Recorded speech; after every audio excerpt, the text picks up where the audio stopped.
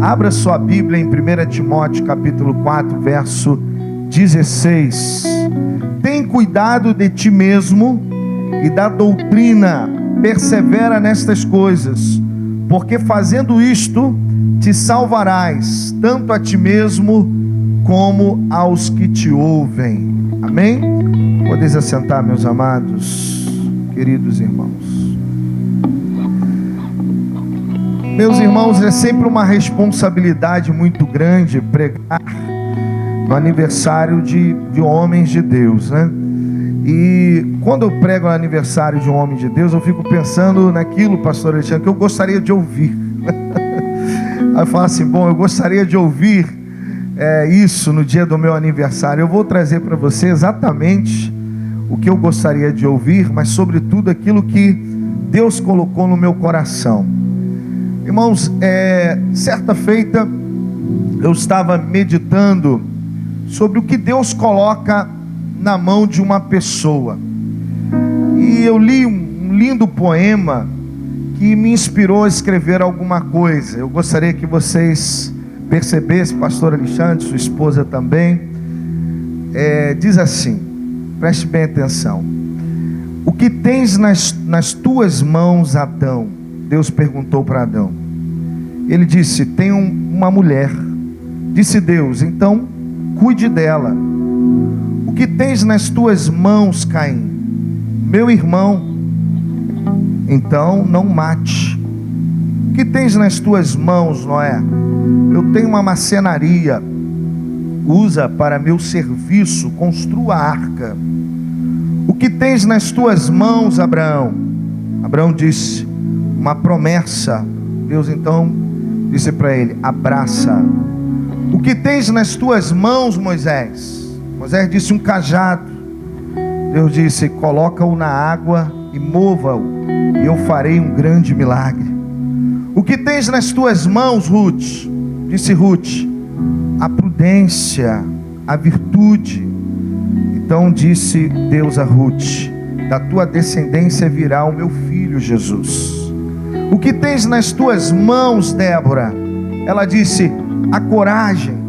Então Deus disse, com ela livrarás o teu povo. O que tens nas tuas mãos, Tabita? Ela disse, uma agulha. Deus disse a ela, com ela vestirás os santos. O que tens nas tuas mãos, Saulo? Ele disse, eu tenho conhecimento da lei, com ela ensinarás o meu povo. O que tens nas tuas mãos, meu filho Jesus Cristo? Em quem me comprazo?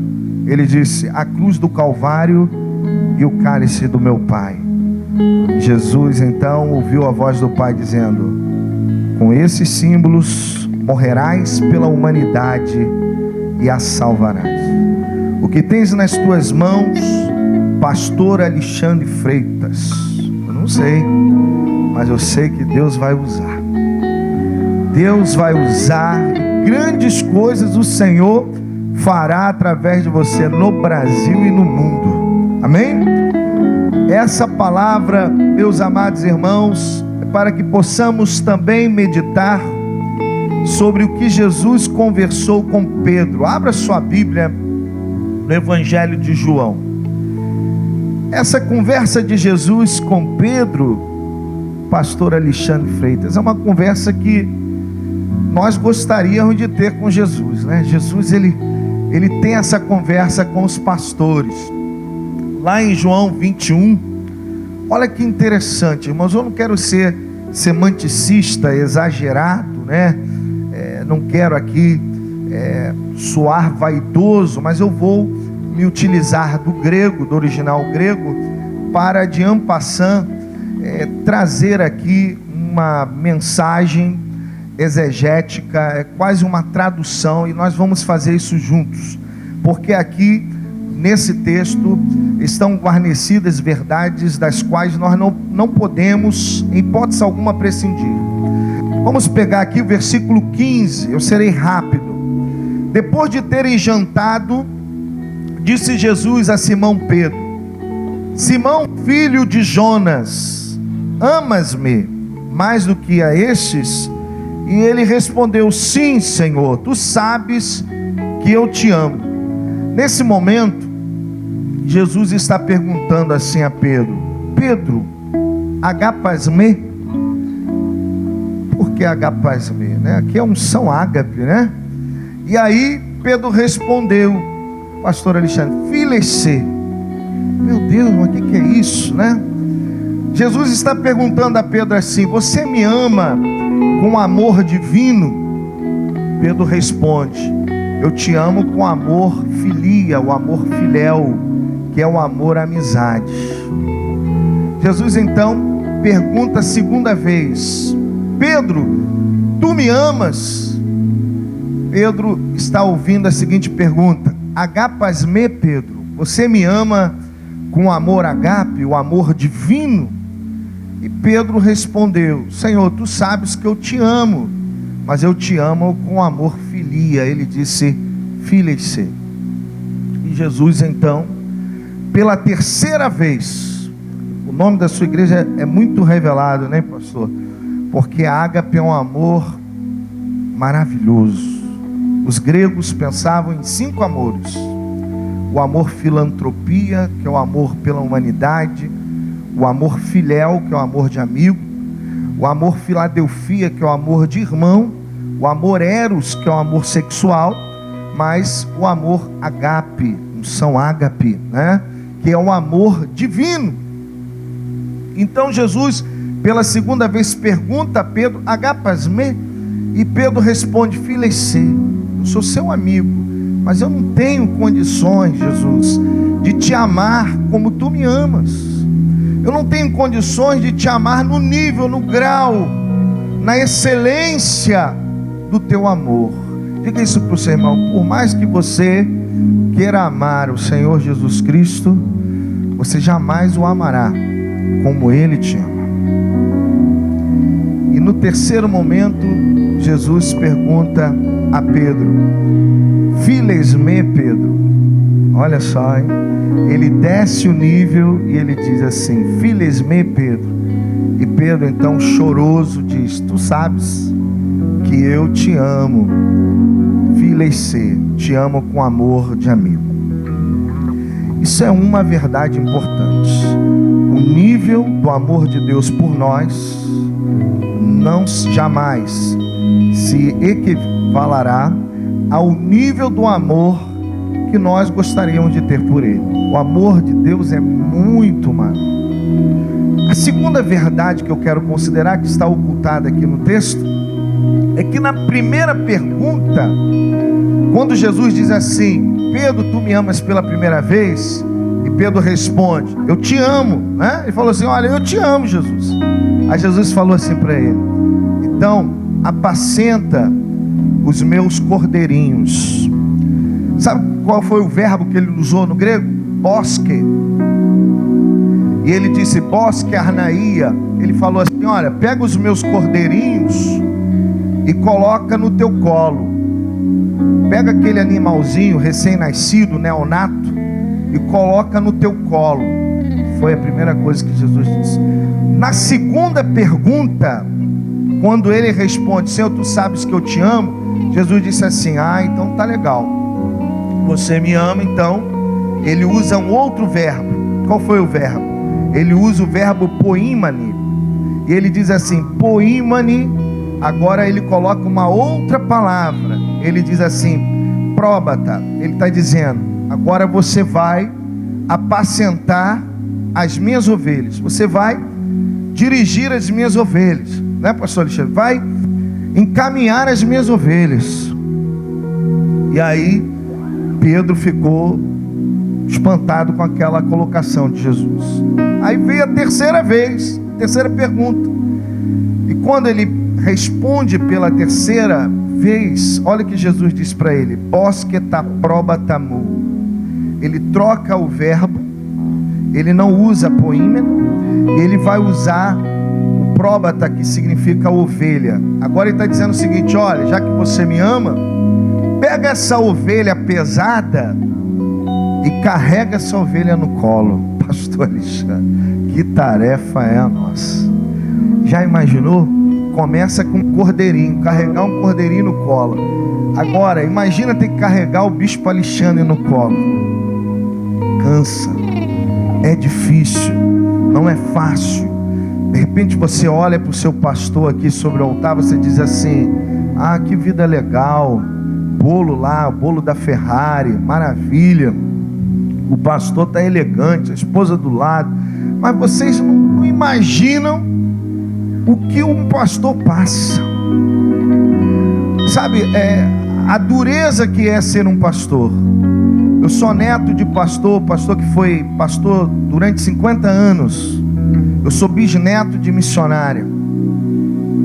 E a minha família tem muitos pastores.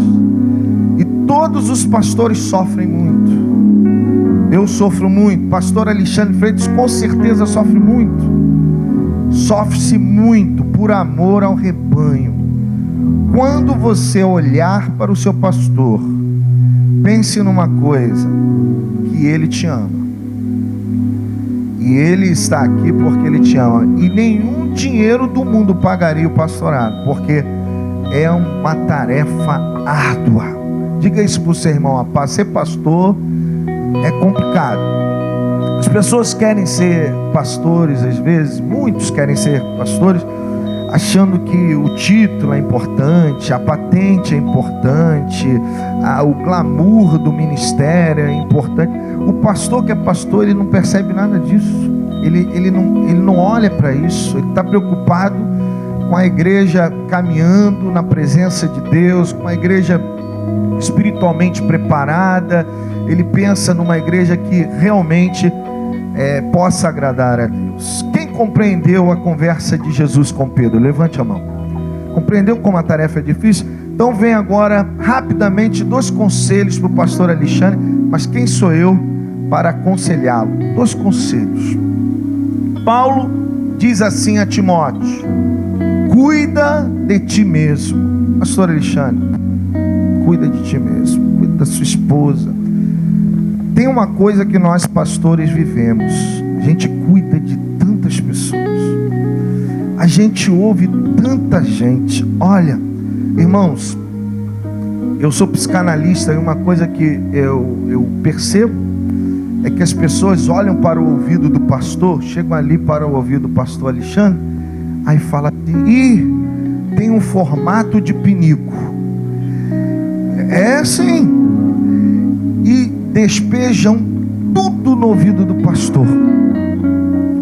E quando o pastor chega em casa, ele está com a cabeça desse tamanho, pesa. Irmãos, a ovelha procura o pastor para jogar a carga emocional sobre o pastor. E essa carga pesa.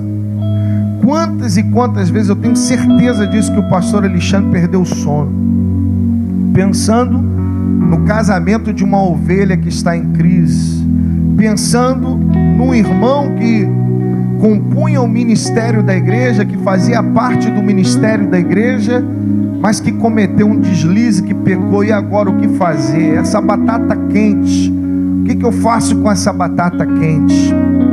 A necessidade que se tem de responder às pessoas a respeito das atitudes e decisões tomadas.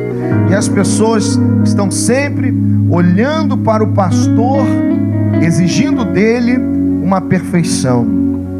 Se o pastor compra uma roupa bonita, bacana, ele é criticado. Se o pastor... Eu me lembro, irmãos, de uma experiência minha, pastor Alexandre. Eu estava pregando um dia e eu esqueci de arriar a minha gola. Hoje está arriada. E aí tinha um pessoal assim na igreja, na galeria da igreja, mas ria a beça. E olhava para mim e ria. Eu falei: meu Deus, o que está acontecendo? É porque a minha gola estava levantada. Tinha 3 rindo a beça de mim. Então, isso acontece, sabe? O pastor, ele é observado. Se o pastor vai no mercado, tem alguém que dá uma olhadinha pro carrinho do pastor para saber se está cheio. É muito complicado. Olha, a vida de pastor é muito complicado. Eu me lembro que um colega meu uma vez falou que uma ovelha chegou perto da esposa dele. Que coisa triste, hein, pastor? chegou perto da esposa dele e falou assim, pegou assim no vestido da esposa do pastor, falou: meu dízimo está valendo a pena. É muito triste, porque muitas pessoas ainda têm aquela mentalidade. Eu me lembro que eu sou já pastor há 21 anos, mas quando comecei, muita gente tinha uma mentalidade que o pastor, ele tinha que andar mesmo de sapato furado, com roupa rasgada. Pastor bom é aquele que fedia, né? É uma coisa, uma vez uma irmã falou para mim assim: olha, irmão, você está muito perfumado. Aí eu falei: irmã? Ela: isso é pecado. Eu falei: por quê? Eu falei: porque nós temos o cheiro de Cristo. Eu falei: nunca ouvi falar que Jesus fedia, meu irmão. Nunca, né, pastor? Jesus não fede, meu irmão. Então, e teve uma vez, pastor Alexandre, já estou terminando aqui, prometi ao pastor Alexandre que eu seria breve. Teve uma vez que o irmão chegou para mim e falou assim: bispo Alexandre, ora porque eu quero trocar de carro. E ele tinha um carrinho velhinho, né? Eu falei: meu irmão, eu todo empolgado, né? Falei: eu vou orar por você, vem cá, vamos orar, Deus vai fazer a obra, Deus vai trocar o seu carro. E na época eu estava fazendo a faculdade de Direito, e eu queria comprar o meu carro também, né? Já tinha começado a ganhar dinheiro. Eu falei assim: rapaz, olha, eu quero que você também ore por mim. Eu vou orar por você, depois eu vou lhe dizer por quê. Aí eu orei por ele, sabe? Fiz aquela oração assim, com toda a minha fé. Quando eu terminei, eu falei: meu irmão, receba a bênção. Aí ele falou assim: e agora, qual é o seu pedido? Eu falei: meu irmão, é o seguinte, eu também estou querendo comprar um carrinho para mim, ora por mim. Ele: não, pastor não pode ter carro não, rapaz, escandaliza. Eu falei: tá amarrado aqui. Aí eu falei: Senhor, arranca essa bênção que eu derramei sobre ele agora, porque esse endemoniado falou que eu não posso ter carro. Né, pastor? Estava endemoniado. Como é que pode, rapaz? Entendeu? E hoje eu não vou nem falar como é que foi o desfecho da história. Querem ouvir? Quem quer ouvir, levante a mão. Vocês são fofoqueiros, hein? Então, o que acontece? O que acontece? Hoje eu passo com o meu, graças a Deus, muito bom, e ele passa com um carambeque pifando. Eu falei: aí, ó, tá vendo? Então, meu irmão, não queira o mal do seu pastor. Diga isso aí pro seu irmão: não queira o mal dele, queira o bem. Abençoe a vida dele. Irmão, não existe praga pior do que praga de pastor. Não tem praga. Para encerrar aqui a palavra, o outro conselho que Paulo deu a Timóteo, qual foi? Primeiro, cuida de ti mesmo. Eu não cuidava de mim. E eu e minha esposa, pastor Alexandre, agora, há pouco tempo que a gente aprendeu a se cuidar. Volta e meia, eu chego para minha esposa e digo assim: olha, vamos dar uma fugida. E eu fujo com ela. Aí tem gente ligando, eu falo: ó, deixa o celular desligado, não vou atender ninguém, não quero ouvir ninguém. Olha, irmãos, o celular é uma coisa abençoada, um instrumento de Deus, mas também é uma coisa diabólica, porque te prende, te caça onde você está, né? Se você estiver retirado com a tua esposa, o celular está fazendo com que as pessoas te liguem. Então é muito importante, pastor Alexandre, a gente se cuidar. Porque depois que o pastor fica doente, eu vi isso acontecendo com meu avô. Meu avô foi pastor, como disse, 50 anos, fundou 10 grandes igrejas no Brasil, igrejas imensas. E ele foi fundador de uma denominação muito forte, que na época era um estouro, a denominação Restauração. Ele, junto com o líder dessa denominação, ele fundou o chamado pastor Magno. Ele fundou essa denominação com o pastor Magno. E quando meu avô morreu, coisa essa que não pode acontecer nem comigo, nem com o pastor Alexandre. Quando meu avô morreu, pastor Alexandre, um homem que fundou 10 igrejas grandes, ele morreu com meio salário mínimo. E os membros da igreja iam lá levar meio salário mínimo. O meu pai foi quem ajudou meu avô no final da vida dele. E eu pus uma coisa na minha cabeça: que igreja, ela pode ser uma igreja amorosa com unção ágape, ou uma igreja desleixada, despercebida, das necessidades do seu pastor. Quem compreendeu, levante a mão. Para fechar essa mensagem, Deus fala através de Paulo a Timóteo: cuida de outra coisa, da doutrina. O que eu gostei do pastor Alexandre é que ele pensa como eu. Ele, em todos os debates da rádio, ele sempre deixou muito claro que a doutrina da igreja, unção ágape, está na mão dele. Entenda uma coisa: você pode receber aqui cantor. Hoje eu estou aqui como pregador, eu não sou o doutrinador dessa igreja. Você pode receber, seja quem for aqui, mas o dono da doutrina da igreja é o pastor Alexandre Freitas, e ele tem que cuidar da doutrina. E duas maneiras nós podemos cuidar da doutrina. A primeira é a ortodoxia.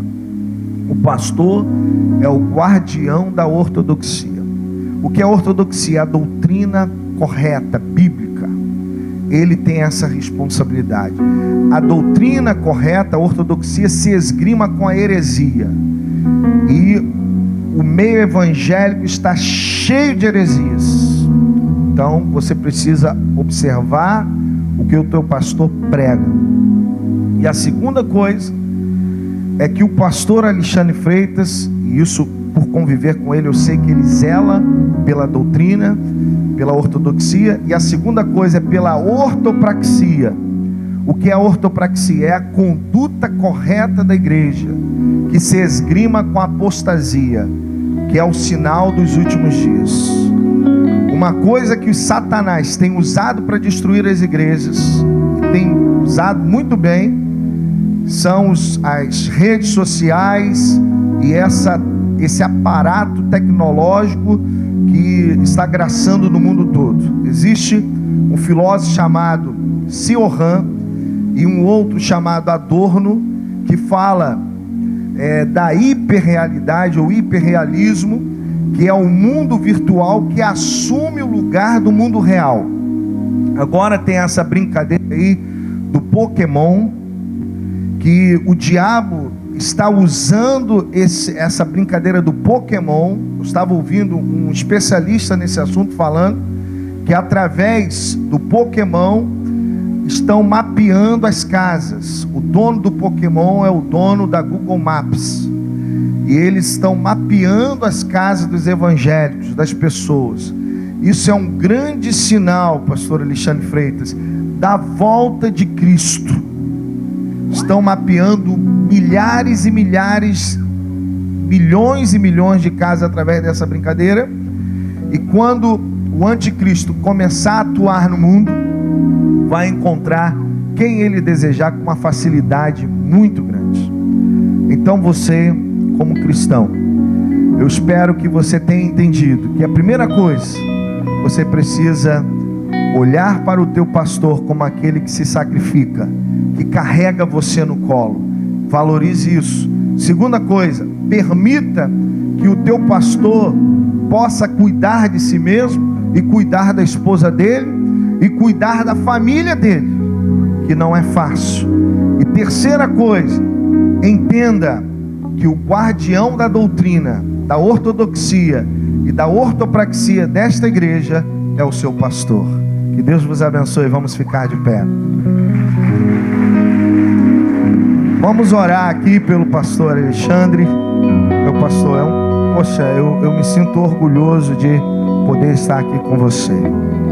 Você sempre seja esse grande homem de Deus. Pai, eu te louvo, te adoro por este homem a quem tu escolheste e preparaste.